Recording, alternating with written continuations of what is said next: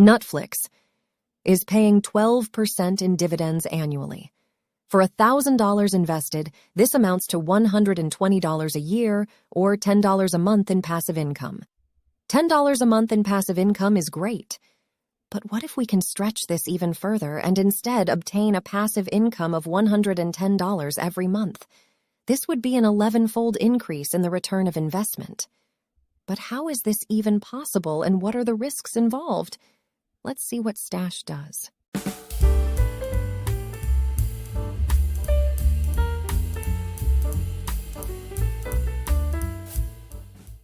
Hello everyone, welcome back to our channel. Once again, my name is Sasha. And Stash will be helping us learn some strategies on how to generate additional passive income by selling options. In the last episode, we learned that put and call options are just like insurance. We can choose to buy them for protection or sell them to earn income. As such, we can sell a put to earn an income by guaranteeing that a share will not fall below a minimum strike price.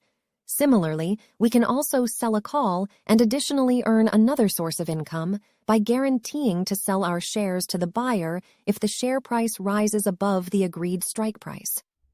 Let's now have a look at how we can simultaneously combine the sale of a put together with the sale of a call to form what is known as the Strangle strategy. Stash currently owns 100 shares of Netflix, which has a value of $10 per share. As such, Stash has a total of $1,000 invested. Besides this, he also has $800 in hand. With $800, he has the ability to provide a guarantee to buy 100 shares of Netflix at $8 a share should Netflix fall below this value. As such, Stash first sells a put with a strike price of $8, expiring in 30 days' time. From this sale, he earns $50. Next, since Stash also owns 100 shares of Netflix, he has the ability to use his shares as collateral to provide a guarantee that he can sell all 100 of his shares at any time. As such, Stash simultaneously sells a call option too, with a strike price of $12, also expiring in a 30 days' time. From this sale, he earns an additional $50. Thus, this is how the situation looks like now. It is certain that the price of Netflix will fluctuate.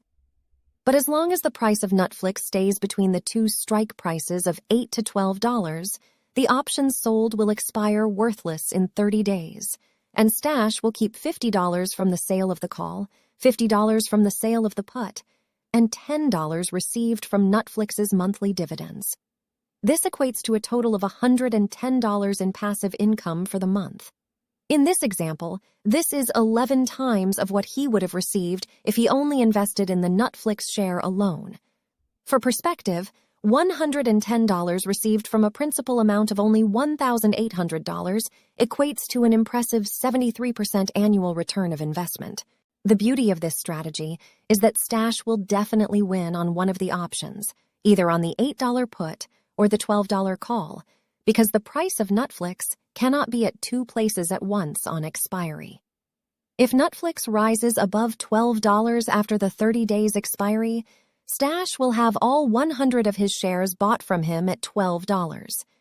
Even though his profit is limited by the sale of his call option, he still makes a profit of $200 from the share price increase, plus $100 from the sale of the put and call options, and $10 from the dividends collected, amounting to a total profit of $310. This is an even more impressive 206% annual return on investment. While this strategy looks impressive, let us also consider the worst-case scenario that can happen, which is if Netflix falls to a value of $0. When this happens, Stash will not only make a loss of $1,000 from his 100 holdings of Netflix, he will additionally also be forced to buy 100 Netflix shares at the agreed strike price of $8 each, since he sold the put option. This equates to a loss of $800 from the put, plus $1,000 from the Netflix stock, which equates to a loss of $1,800. However, since Stash collected $110 from dividends and the sale of the options, his total loss is $1,690. It is worthy to note that this is the maximum loss possible. Furthermore, It is also interesting to note that by using the Strangle strategy, Stash's break-even point is when the price of Netflix falls to $8.90. This is because Stash made a profit of $110 from the sale of the options and dividend collection, which offset the drop in value of Stash's holdings. As we can see, the Strangle is an effective but risky method to earn additional income from the share. If Netflix falls to zero, the loss incurred would be a significant $1,690.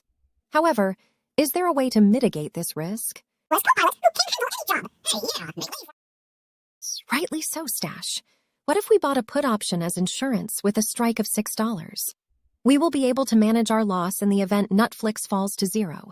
In this example, it will only cost $10 to buy a put with a strike of $6. But why is it so cheap to buy this $6 put? If you noticed, we sold an $8 put for $50. This imbalance is because the probability that the value of the share will reach the strike price is exponentially lower, hence the corresponding exponential decay of pricing too. This probability is known as the delta, and we will learn more about this and other interesting factors affecting option prices in the subsequent episodes. But for now, let's analyze the situation. By introducing a buying of put option to his strategy, Stash has protected his downside. He will collect $50 by selling the $8 put, but he has to pay $10 to buy another $6 put. As a result, he still collected $40 from this option couple. The scenario is now the same as the Strangle strategy, just that by reducing his profit by $10, Stash has protected himself if Netflix falls below a value of $6. But if we recalled the Strangle strategy earlier, we also sold a $12 call for $50. Similarly, we can also buy a call with a strike of $14 for a cost of $10. Similarly, the net profit from this couple will also be $40. But we will get to enjoy the upside should Netflix's value rise beyond $14. As we can see, by incorporating a buy of two more of the same option couple to our setup, we are able to strategically earn profits while mitigating huge risks. This setup is known as the Iron Condor strategy. With this in mind, we are almost ready to start investing. But hold up, young squirrel.